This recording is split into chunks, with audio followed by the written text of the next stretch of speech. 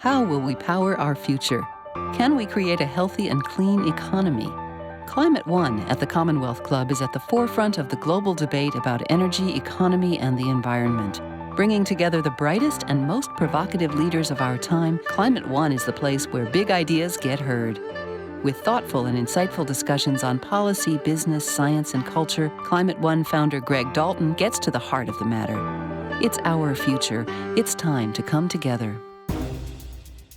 Since the first Climate One TV show in 2009, we have interviewed hundreds of guests who explain how climate disruption changes everything. Today, we revisit some of our favorite moments of the 100 episodes of the show. We begin with the person who woke up the world about the risks and opportunities of climate change, former Vice President Al Gore. 10 years after his first film, he updated the story. Later in the show, we'll hear from other leaders working on a clean economy. Facts often don't change people's minds. Yeah, that's certainly true. Anybody that deals with the climate crisis and has had to wrestle with climate denial, if you're really serious about it, you end up delving, as I did, into neuroscience and behavioral psychology. I've had days-long sessions with both of those groups. First things I learned is you have to keep those two groups apart, by the way. but it's certainly true. And in almost every field, in economics, for example, or investing, behavioral investing is now a really important field, as we are all learning more about how sometimes our emotions and instincts will cause us to leap to a particular conclusion and then use our rational minds to build a sandcastle of logic to justify the conclusion that we reached for other reasons anyway. And one of the frustrating things about climate denial is that the findings that for some climate deniers, the more facts that you present, the more they get up their dukes and fight against those facts. I will say this, though. I grew up a big part of my life in the South when the civil rights movement was gaining a lot of momentum. You want to see ferocious resistance to social and moral change?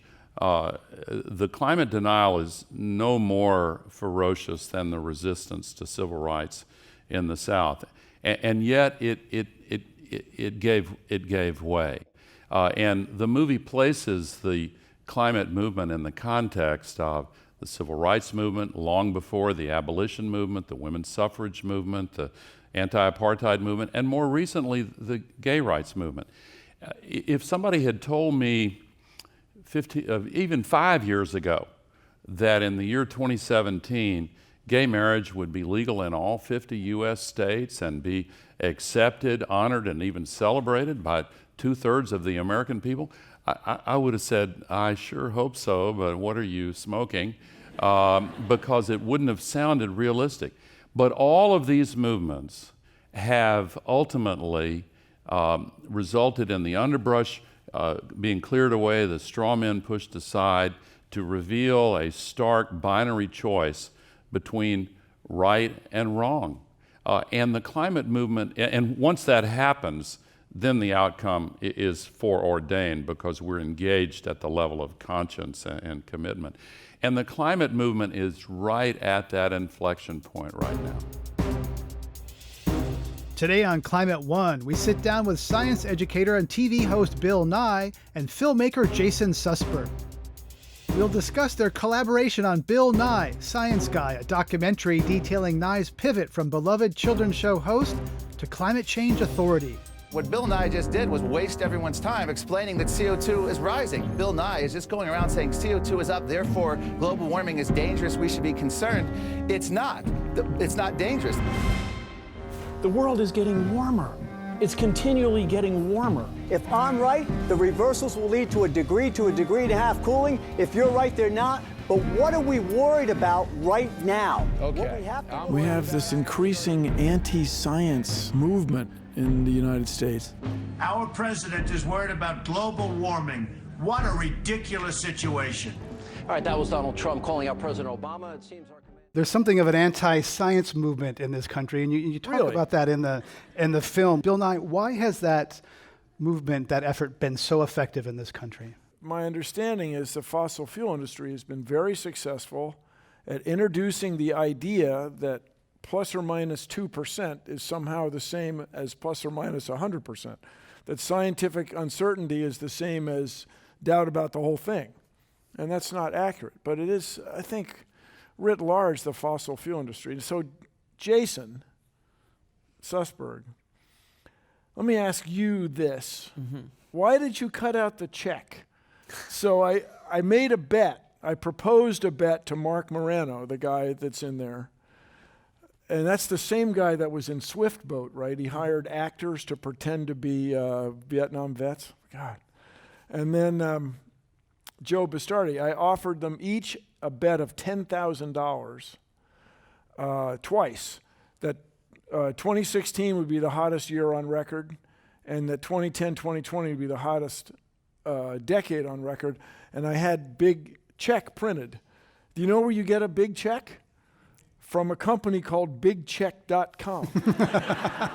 And it's no big deal, but anyway, you cut it out right there. Yeah, we did cut it out. We had, a documentary can only be so much, and so we had 100 minutes, and we figured it was a sober portrait of you challenging these guys, and that was, we left it in, but it was a little silly. So it lives on the internet, but in the film, we kept it a little sober. Can't have anything silly with a movie about Bill Nye.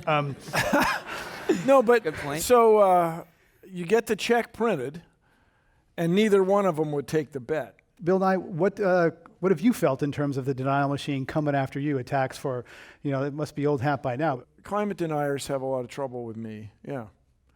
But what are you going to do? You got to fight the fight. You guys, this is the only problem we've got, is climate change. We've just got to address this. And the opportunities are huge. They're huge. But we got to get started.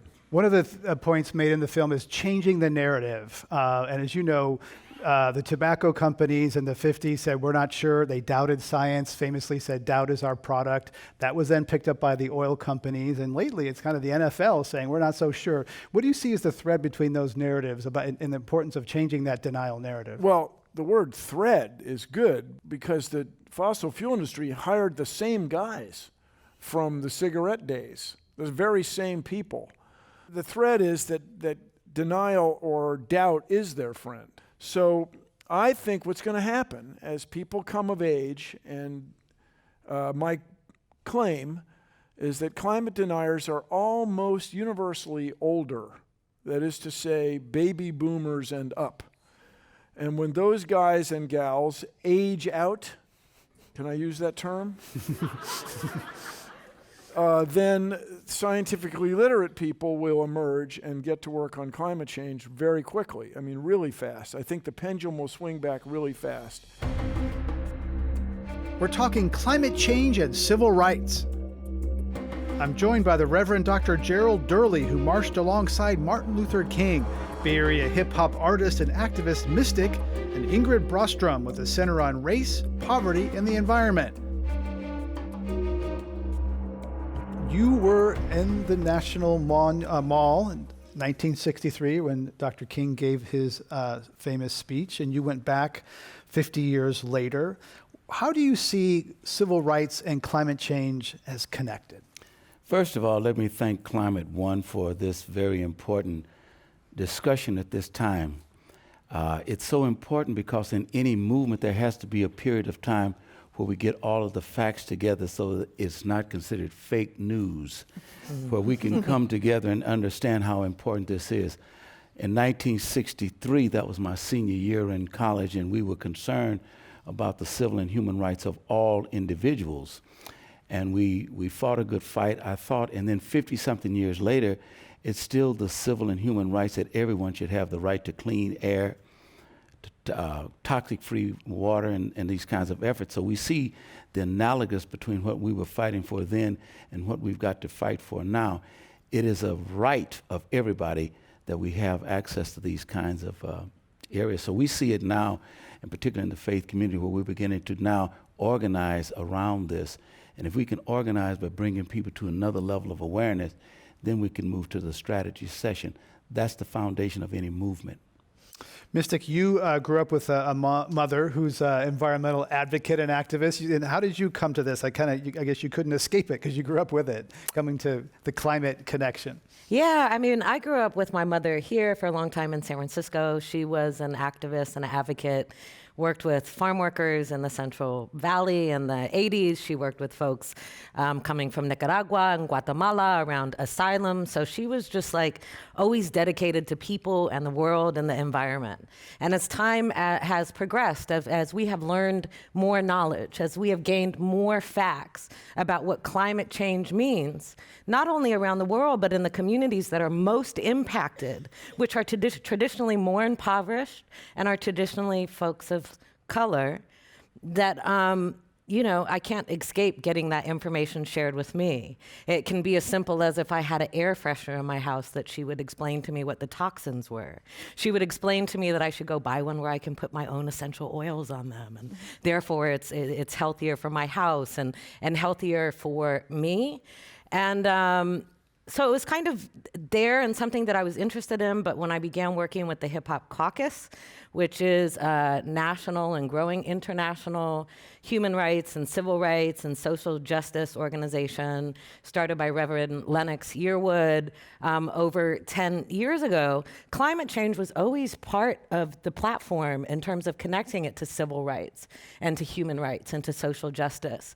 And so to have the opportunity to travel to other places has pushed me in that direction. And as somebody who really, I know it can be a kind of flag world to say global citizen, but as somebody who works with children and loves children all around the world, to know that millions of children are being impacted by climate change and will continue to be so, that's what drives me to advocate in this area. Thank you. Ingrid Brostrom, there's a perception that the environmental people who care about our climate change are coastal, Caucasian, et cetera. So tell us what your organization is trying to address that hasn't been addressed by sort of the broader environmental groups, bigger environmental groups. Yeah, and I think that perception is actually very wrong.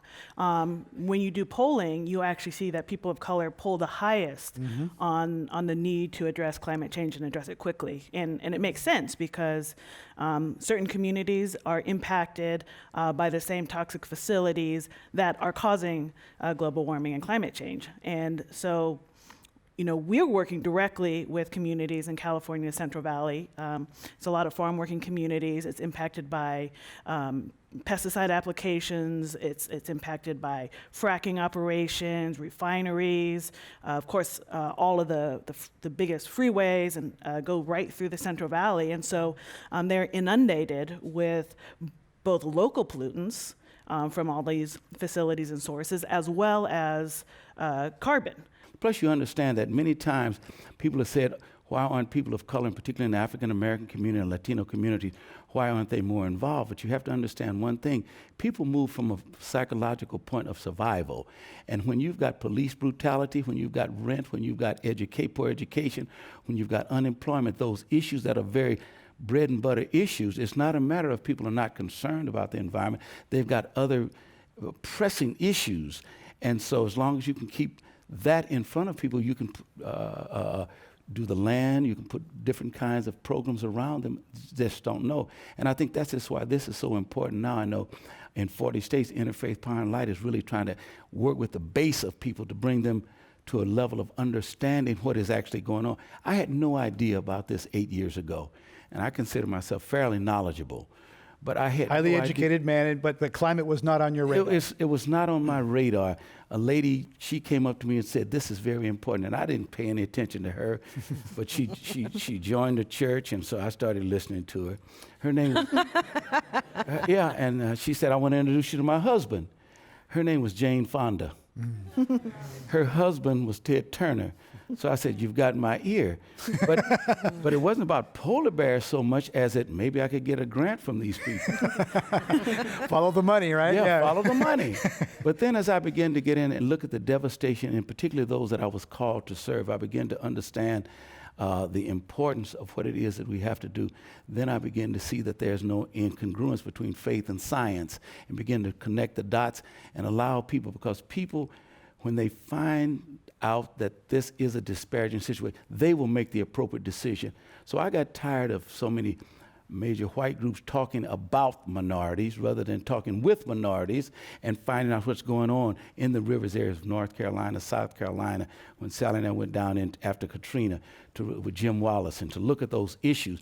Then it became, then we've got to have that coordinating kind of understanding as to why we go. So is a deliberate effort to say we're going to just disenfranchise people of color in these areas. I don't think that's so much as it's evolved from following the dollar.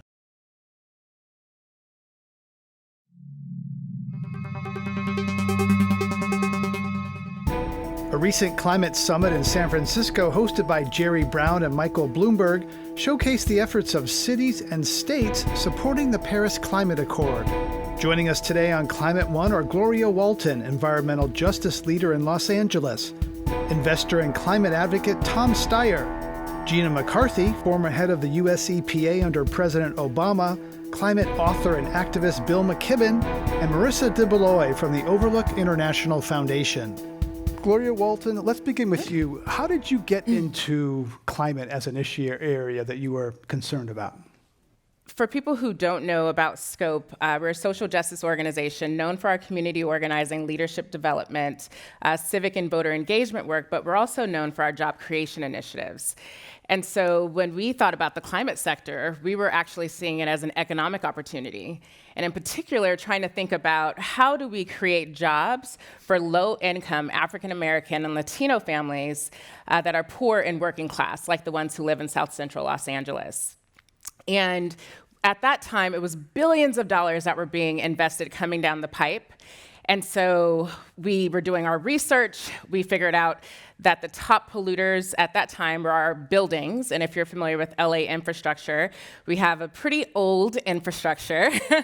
And so we saw this as a great opportunity to create good paying unionized jobs. And that was in 2004. Then 2005 came around and Katrina hit. And what didn't make the headlines was my mother and my family and all of the families in my mother's neighborhood in Jackson, Mississippi. My mom was devastated, all of the families. Trees fell on homes, schools, there was flooding, and both of those things happened to my mother's home. FEMA came for some and not for others. I was successfully able to raise a few $1,000s to support my mom to get her roof fixed, to get all of the water removed, and for her to be able to get a little bit of furniture. And as kind of months passed, and we all pretty much moved on, my family didn't. Gina McCarthy, you believe that poverty is at the root of a lot of what climate is about, but it's not often talked about in the climate conversation. So tell us about how you see that connection between poverty and climate. Well, I view climate as a pollution problem. It is, in my words, carbon pollution is just like every other pollutant. It actually impacts the poor and minority communities more heavily than anyone else. It impacts our kids and our elderly. And carbon pollution exacerbates those problems. It creates continued inequalities. It keeps poor communities poor. It doesn't allow them economic opportunities. At its heart, carbon pollution is not just the biggest threat that we have to public health and our economy, but it could represent, I think, as Gloria indicated, our sort of wake-up call. That it isn't just an environmental problem, it's a health problem, it's about families, it's about communities, and it gives us a wonderful opportunity to think about how you address and drive solutions to climate that actually end up in not just a cleaner and healthier and more sustainable world, but one that's more just. If we miss that opportunity, then we are going to continue to slide back. That's not what democracy is about. That's not what working in public service is about. It's about recognizing all those challenges and finding solutions that meet all of them. And I believe we can.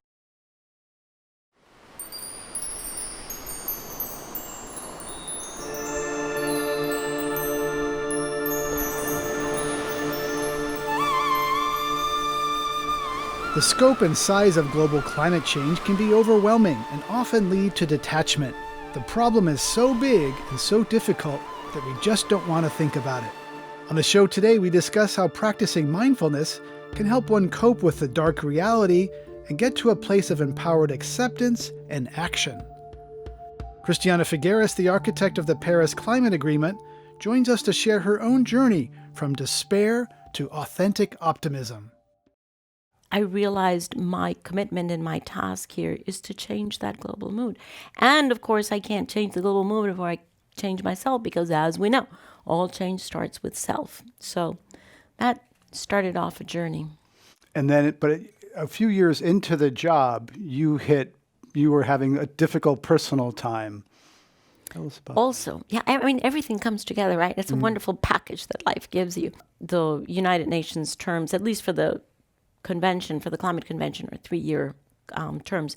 And at the end of my first term, I was asked by the Secretary General, will you do a second one? And I was like, can I think about that? Because I was having a traumatic situation in my personal life. I was exhausted from working 27 hours a day, 8 days a week. And I just thought, this process really needs someone who can come with just incredible strength and renewed vigor. And I was seriously thinking of saying, thank you, but, let's find someone else. And as life would have it, my brother and sister, who have lived in Costa Rica their whole life, expressed their interest in celebrating my sister's 50th birthday, that was August of that year, by coming to Europe to see a glacier for the first time in their life. And I thought, wow, that's such a beautiful, right? So I said, my treat, you come up, I will organize the whole thing. So they came over, and I chose, the glacier that I thought that they would really enjoy, glacier that I had never had the honor of meeting. And we went up in the gondola in Austria. We went up in the gondola. And I remember coming to the point in the gondola where you begin to see the top of the mountain. And I just totally lost my breath because there was nothing white. There was no ice. It was a completely brown, bare top of the mountain. So, a completely iceless glacier is not what you expect. And the impact was so deep on me that I remember stepping out of the gondola with my brother and sister and just falling to my knees right there and saying, right, this is a lesson learned. It doesn't matter if I'm exhausted. It doesn't matter, if I'm in full pain. I just gotta do it. So after we got down, I called the ESG, the Secretary General, and I said, sir, 3 more years of service. Here we go. And sometimes you just really need those knocks, right? You just really need those knocks to understand that we're not here to just embark on the easy stuff. I mean, honestly, right? How boring would it be if you're just here for the easy stuff? We're here to engage with the difficult challenges that are given to us and to be able to embrace them with courage, with love, with happiness, with determination, and with a vision. And know that, this is something that needs to be changed, and it is going to be changed. How exactly? We never know at the beginning. But you've got to say, this situation is unacceptable. It is morally unacceptable. It is financially stupid. It is environmentally terrifying. It is humanly unacceptable. And we're going to change this.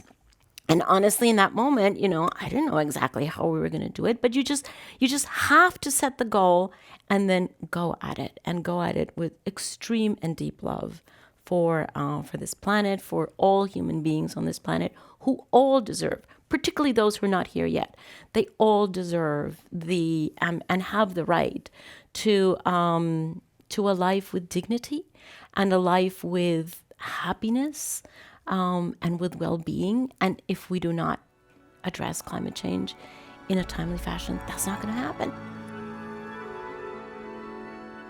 Joining our live audience at the Commonwealth Club in San Francisco, we're pleased to have with us 3 leaders.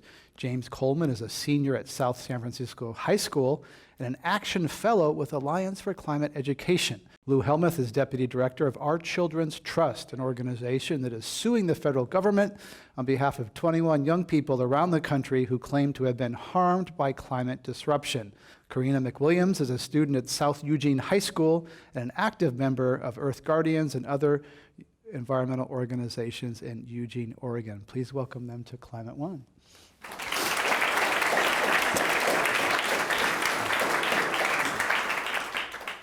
James Coleman, there's an inspiration. We've had other people here from Our Children's Trust and others who say that what's happening with climate makes them think about whether they will be, far away from you, whether they will be a parent. Do you ever think about whether climate will affect your decision to be a parent? I think it will. Like if I'm going to bring a child into this planet, will it be a healthy planet? Will they have the rights to clean water? Can they experience clean air?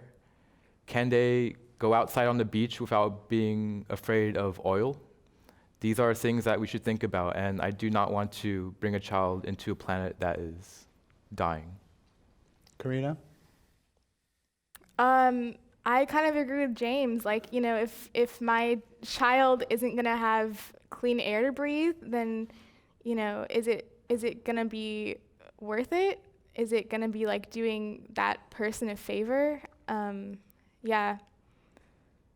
I think that's kind of the mindset that everyone should be getting into, that it's your children that are gonna be having to deal with the effects of climate change, not just like, people 500 years from now. It's happening today, and and tomorrow, and then in 10 years, it's just getting worse and worse. And I think it's a really real question.